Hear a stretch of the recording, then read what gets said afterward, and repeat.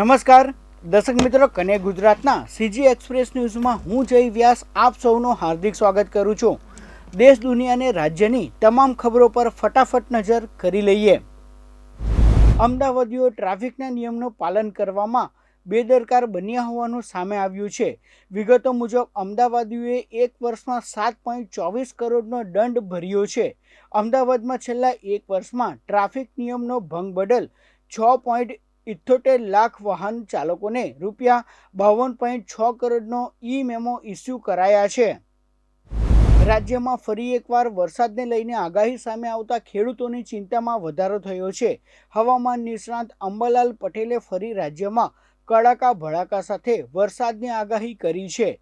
નાતાલ સુધીમાં હવામાનમાં મોટો ફેરફાર આવે તેવી શક્યતાઓ જોવામાં આવી રહી છે। રાજ્યમાં અનેક શહેરોમાં રિક્ષામાં બેઠેલા પેસેન્જરના દાગીનાની ચોરી કરતી આંતરરાજ્ય ગેંગ હવે પોલીસ સકંજામાં આવી છે।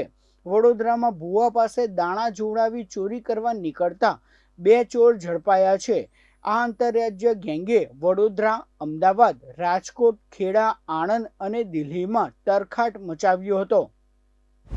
વડોદરા મહાનગરપાલિકામાં સફાઈ સેવકની ભરતીનો ખોટો મેસેજ વાયરલ થયો હતો, જે બાદ કોર્પોરેશનમાં સત્તાધીશો દ્વારા આ બાબતે પોલીસમાં ફરિયાદ કરાતા પોલીસ દ્વારા આ સમગ્ર બાબતે તપાસ હાથ ધરવામાં આવી હતી અને ખોટો વાયરલ મેસેજ કરનારને પોલીસે ઝડપી પાડી કાયદેસરની કાર્યવાહી હાથ ધરી છે।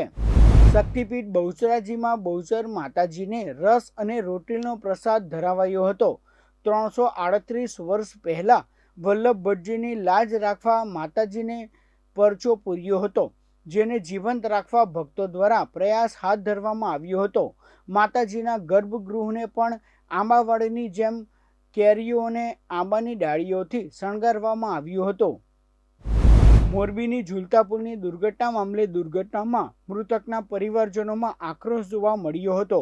સરકારી વકીલ જયસુખ પટેલના જામીનની તરફેણ મામલે પરિવારજનોમાં રોષ જોવા મળી રહ્યો છે। આ બાબતે મૃતકના પરિવારજનોએ રોષ ઠાલવતા કહ્યું હતું કે લોકોએ પોતાના સ્વજન ગુમાવ્યા છે, તેને ન્યાય મળવો જોઈએ। અમદાવાદમાં કલર મર્ચન્ટ બેંકના મેનેજર એજન્ટ સામે ફરિયાદ નોંધાવા પામી છે। બેંક મેનેજર દ્વારા લોનના પૈસા બાબતે યુવકને ત્રાસ આપતા યુવકે આપઘાત કર્યો હતો, તેમજ બેંકના મેનેજર દ્વારા મકાન વેચી નાખવાની ધમકીઓ આપવામાં આવી હતી। આ બાબતે વેજલપુર પોલીસે બેંક અધિકારીઓ સામે દુષ્પ્રેરણાનો ગુનો દાખલ કરી કાયદેસરની કાર્યવાહી હાથ ધરી છે। વિદિશામાં પોતાના ખેતરમાં પહોંચ્યા હતા અને ટ્રેક્ટર વડે ચણા વાવતા જોવા મળ્યા હતા। બીજી તરફ પૂર્વ મુખ્યમંત્રી શિવરાજસિંહ ચૌહાણની લોકપ્રિયતા હજુ પણ લોકોમાં યથાવત છે। સંસદના શિયાળુ સત્ર દરમિયાન સરકારે ગેરકાયદેસર રીતે અમેરિકામાં પ્રવેશવાનો પ્રયાસ કરી રહેલા ભારતીયોની ચોંકાવનારો આંકડો જાહેર કર્યો છે। છેલ્લા 5 વર્ષમાં 2 લાખથી વધુ ભારતીયોએ ગેરકાયદેસર રીતે અમેરિકામાં પ્રવેશવાનો પ્રયાસ કર્યો હતો। ગયા વર્ષે જ લગભગ 1 લાખ લોકોએ આ ઘૂસણખોરી કરવાનો પ્રયાસ કરતા ચકચાર મચી જવા પામી છે। કોવિડ-19 વાયરસથી છુટકારો મેળવવાનો કોઈ સ્પષ્ટ રસ્તો જોવા નથી મળતો। સમય પર તેના નવા વેરિયન્ટ સમગ્ર વિશ્વમાં દસ્તક આપી રહ્યા છે। કોવિડના નવી સબ વેરિયન્ટના એક JN1 એ અમેરિકાની ચિંતા વધારી છે। હવે તેના ભારતના કેરળમાં પણ કેસ જોવા મળી રહ્યા છે। બ્રાઝિલમાં ગોસ્પલ ગાયક પેડ્રો હેનરિકનું કોન્સર્ટ દરમિયાન અવસાન થયું હતું। 30 વર્ષીય પેડ્રો બ્રાઝિલમાં એક ધાર્મિક કાર્યક્રમમાં પરફોર્મ કરી રહ્યા હતા। આ પછી તે અચાનક જમીન પર ઢળી પડ્યા હતા અને બેભાન થઈ ગયા હતા। આ સમગ્ર ઘટના વિડીયોમાં કેમેરામાં કેદ થઈ છે। બોલિવૂડથી ચોંકાવનારા સમાચાર સામે આવ્યા છે। 47 વર્ષના ફેમસ અભિનેતા શ્રેયસ તલપડેને ગુરુવારે સાંજે મુંબઈમાં હાર્ટ એટેક આવ્યો હતો। તેમને સારવાર માટે અંધેરીની વેસ્ટની હોસ્પિટલમાં દાખલ કરવામાં આવ્યા છે।